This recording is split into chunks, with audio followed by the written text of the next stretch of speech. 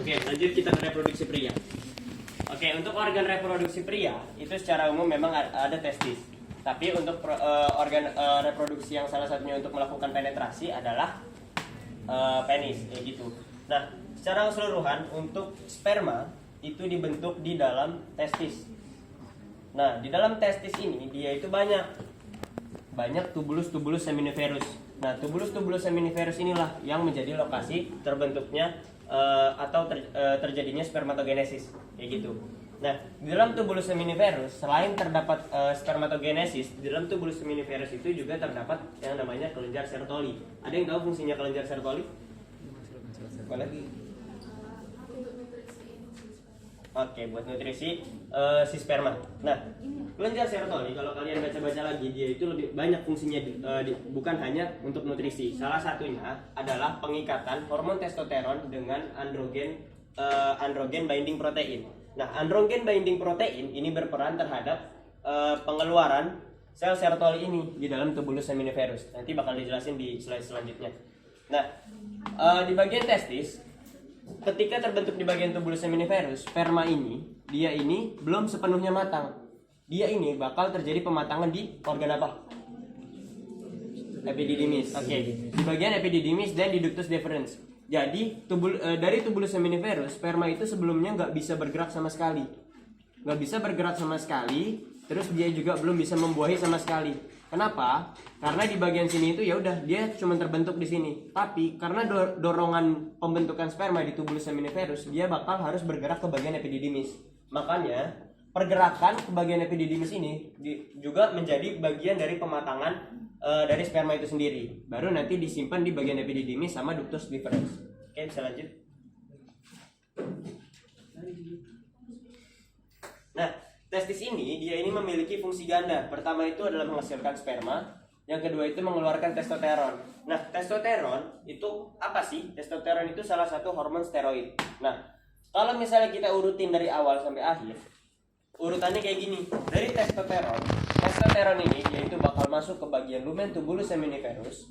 Ketika dia masuk ke bagian tubulus seminiferus, testosteron ini bakal berikatan dengan yang namanya androgen binding protein. Ketika testosteron sama androgen binding protein ini berikatan, dia ini bakal menginisiasi terjadinya pengeluaran sel Sertoli. Nah, selain itu, ikatan atau kompleks tersebut dia ini bakal bergerak ke bagian nukleusnya. Nah, nanti itu bakal jadi rantai-rantai DNA. Nah, baru terbentuk yang namanya transkripsi gen. Nah, transkripsi gen ini bakal terletak di bagian kepala sperma. Kalau misalnya kalian secara anatomis ya. Nah, ini salah satu gambaran spermatogenesis.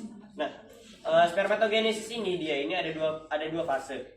Ada 3 fase. Pertama itu ada mitosis, meiosis, baru nanti pengemasan. Pengemasan itu setelah terjadinya meiosis. Ada yang tahu nggak bedanya mitosis sama meiosis? Ini di SMA, materi SMA. Gimana?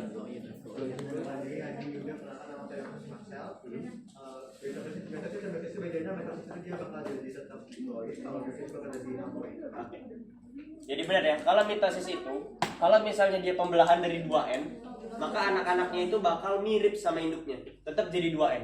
Tapi kalau meiosis, dia itu yang induknya misal 2N, dia itu bakal terjadi degradasi gen di dalamnya, jadi diploid jadi haploid, kayak gitu, jadi satu. Nah, pertama itu mitosis yang awalnya dari spermatogonium, nanti dia bakal jadi spermatogonia, lalu lanjut lagi sampai akhirnya nanti jadi bagian atau spermatozoa. Nah, setelah jadi spermatozoa yang tadi aku bilang, dia bakal mengalami pematangan di epididymis sama disimpan di bagian epididymis dan di vas deferens, kayak gitu. Oke, nanti ini bisa dibaca-baca lagi di buku fisiologi banyak. Nah, ini yang aku maksud. Jadi gen-gen atau transkrip gen yang terbentuk itu bakal terbentuk di bagian kepalanya. Nanti kepala ini yang bakal menembus ovarium. Dan kepala ini dia bakal bisa nembus, tapi ekornya itu bakal menetap di bagian dinding ovarium. Ekornya bakal menetap. Nah, banyak kejadian kayak misalnya kalian dengar kasus kayak cowok itu mandul, kayak gitu, cowok ini mandul. Kalau nggak fertil ibaratnya. Nah, cowok nggak mandul itu banyak. Salah satunya adalah kelemahan dari sel spermanya. Nah, kelemahan sel spermanya itu biasanya disebabkan di bagian lehernya. Kenapa? Karena di bagian lehernya ini terdapat mitokondria sebagai salah satu sel pembentuk dari energi ya. Nah, kalau misalnya di bagian lehernya terdapat masalah, otomatis di bagian utama ekornya juga nggak bakal bisa bergerak. Jadi penggeraknya itu ada di leher yang harus diingat, kayak gitu. Jadi bagian mitokondria. Untuk bagian ekornya itu memang digerakkan sama leher, jadi nggak bakal ada jaringan-jaringan yang terlalu banyak. Paling ada mikrotubulus ini. Oke, selanjut. Nah, ini salah satu contoh sperma yang infertil. Ini kalau misalnya kalian, ini sperma normal itu ada di bagian sebelah kanan. Ada di bagian sebelah kanan. Nah, di bagian sebelah kanan ini kalau kalian jeli, di bagian sini itu ada bulatan kecil yang agak transparan. Nah, ini gambar seperti gambaran DNA. Jadi, rata-rata sperma infertil dia itu nggak ada DNA-nya di dalamnya. Jadi dia cuman sperma kosong. Kayak gitu. Jadi sperma kosong. Jadi nggak bisa membuahin ibaratnya. Kalau misalnya dia infertil. Coba kalau kalian lihat di bagian sini.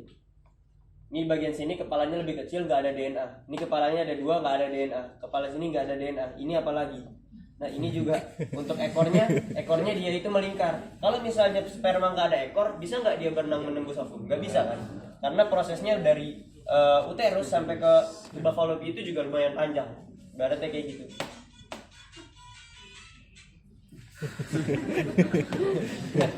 Oke, nah lanjutnya ini ya, bisa dilihat lah ya ibaratnya sperma infertil sama sperma normal kayak gitu. Jadi nggak selamanya kalau misalnya mandul itu bukan berarti dia nggak bisa menghasilkan sperma sama sekali, tapi bisa jadi spermanya itu lemah.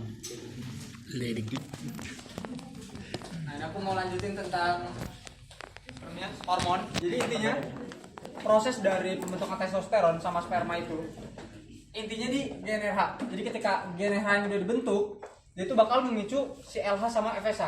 Nah, sebelum ke sini, si GnRH ini distimulus oleh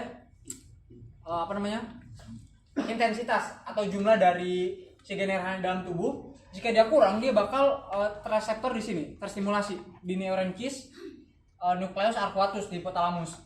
Nanti bakal merespons ke sel sekretor GnRH. Nanti dia bakal mengaktifasi si GnRH-nya. GnRH itu kan kepanjangan dari gonadotropin releasing hormone. Nah, berarti gunanya untuk merilis hormon gonadotropin. Nah, gonadotropin di sini ada LH sama FSH, luteinizing hormone sama follicle stimulating hormone. Nah, kalau yang stimulating hormone, dia bakal masuk ke sel Sertoli. Nah, di sel Sertoli dia bakal melakukan spermatogenesis. Nah, terus dia juga bakal menghasilkan inhibin. Jadi misalnya dia udah cukup, dia bakal merespons ke GnRH biar produksinya nggak terlalu banyak. Nah, terus kalau yang LH dia bakal ke sel Leydig. Jadi kayak ada 2, satu Sertoli, satu sel Leydig. Nah, di sel Leydig ini dia bakal produksi testosteron. Nanti testosteron ini bisa untuk efek maskulinisasi. Nah, tapi selain efek maskulinisasi yang kayak bikin badannya gede, suaranya gede, ada jakun. Nah, dia juga berkontribusi ke spermatogenesis. Jadi untuk spermatogenesis ini emang utamanya FSH. Tapi ada fungsi lain dari testosteron sama LH juga. Karena testosteron kan butuh LH. Berarti otomatis selain butuh FSH berarti butuh testosteron dan LH gitu. Terus ini sudah. Lanjut.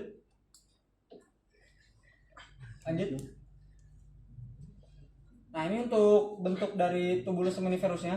Jadi dia tuh ini tubulus seminiferus. Nah, sel Leydig itu berada di luar selnya. Jadi ini kayak satu sel, ini sel lain. Dia tuh berada di sekitarnya, di antara sel, di luar. Dia nggak masuk ke dalam selnya gitu. Nah, ini tadi yang udah dijelasin sama Khalid. Jadi dia kayak ada bentukannya dari spermatogonium, terus nanti dia berubah jadi spermatosit primer, sekunder, terus jadi spermatid sama spermatozoa. Yang kayak tadi udah dijelasin lah ya. Terus ini sel Sertolinya. Lanjut. Ini sama kayak tadi. Jadi intinya dia ada di daerah interstisial sel Leydignya. Lanjut. Nah, oke. Ini ada salah satu titipan dari Dokter Nisa. Kalau nggak salah Dokter Nisa bilang ini nggak sempat dibahas. Jadi ada beberapa tindakan seks pada pria. Nah, tanda-tanda tindakan seks pada pria itu ditandai sama 2, ereksi sama ejakulasi. Kalau ereksi dia ini fase di mana korpus spongiosumnya itu terisi sama darah. Yang kita ingat secara anatomi, untuk penis ini dia itu berisi rongga-rongga, ya kan? Nah, dia ini karena dia itu banyak rongga-rongga, dia nggak banyak yang namanya pembuluh darah besar. Adanya cuma arteriol yang di sini. Nah, arteriol ini ketika diberikan stimulus, otomatis dia bakal bervasodilatasi. Ketika bervasodilatasi, otomatis darah ini bakal mengalir ke bagian ini.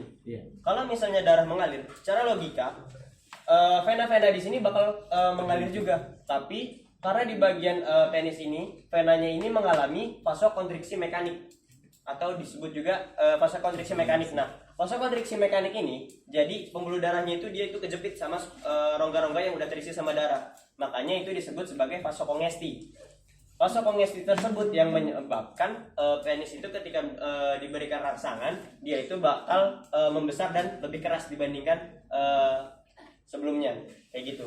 Nah, selanjutnya tindakan seksnya ada ejakulasi. Nah, ejakulasi ini seperti yang kalian tahu, ketika sel sperma itu tersemprot keluar dari bagian uretra ke bagian eksternal. Oke. Nah, ejakulasi sendiri dia itu ada dua. Pertama ada emisi sama ekspulsi. Emisi itu dimana fasenya itu ketika sel-sel yang ada dari sperma, sel-sel dari kelenjar prostat, kemudian sel-sel dari vas kalau nggak salah. Nah, dari kelenjar bulu uretra. Jadi ini ketika ini dia bakal ngasilin yang adanya semen, kemudian adanya basa dari kelenjar prostat, kemudian ada spermanya. Jadi ketika menembus nanti ke dinding ovarium, dia itu bisa hidup ibaratnya. Jadi memang ketika emisi ini pengumpulan zat-zatnya sebelum dilakukan ejakulasi. Nah, ejakulasinya ada di bagian ekspulsi. Jadi ketika otot-ototnya itu terangsang. Ketika otot-ototnya itu terangsang, makanya terjadi pengeluaran dari uretra ke bagian eksternal, kayak gitu. Nah, secara umum siklus respons seksnya itu ada 4. Ada eksitasi, plate, orgasme, resolusi. Ketika eksitasi itu awal-awal diberikan rangsangan. Nah, fase plate, kalau kalian ngerasain ketika terjadi adanya rangsangan, pasti itu bakal menimbulkan respon-respon lain, kayak misalnya jantung berdebar-debar. Nah, itu adanya di fase plate. Efek-efek lainnya. Nah, fase orgasme itu fasenya di mana terjadinya ejakulasi. Kalau fase resolusi itu fase di mana kembalinya seperti semula, kayak gitu. Nah, salah satu lagi itu ada refleks ereksi. Nah, refleks ereksi ini yang harus kalian ingat, pikiran tentang seks atau stimulus tentang seks dari otak itu belum tentu menyebabkan penis itu dapat berereksi. Dia itu harus diberikan stimulus mekanoreseptor. Nah, khususnya itu di bagian glans penis. Kalau di bagian pria itu glans penis, tapi kalau di bagian similar atau yang sama dengan glans penis di bagian perempuan itu ada yang namanya klitoris, kayak gitu. Nah, kalau misalnya dia udah ada pikiran tentang seks, kemudian ada stimulus mekanoreseptor, maka dia itu bakal menghasilkan hal-hal yang seperti ini, kayak saraf parasimpatis, dia bakal ke kelenjar bulba uretra, nanti menghasilkan pelumas, yang tadi yang cairan basah. Terus nanti ada saraf parasimpatis ke bagian arteriol, dia bakal menyebabkan vasodilatasi arteriol, tapi di bagian venanya tertekan, akhirnya menghasilkan yang namanya ereksi, kayak gitu. Nah, sisanya ke saraf simpatis ke bagian arteriol penisnya. Oke, udah sih.